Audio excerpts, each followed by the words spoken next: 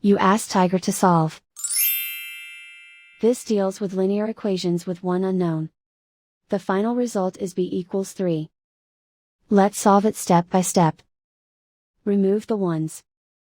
The way variable's sign changes when it is multiplied by -1, its absolute value does not. Therefore, we can eliminate the 1. Group all constants on the right side of the equation. Subtract 3 from both sides. Group like terms.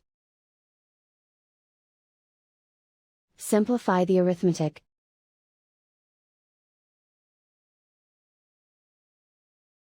Convert the b into a positive number. Multiply both sides by -1.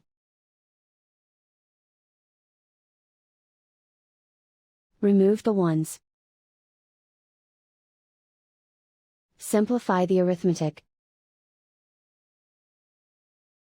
And so the final result is b equals 3.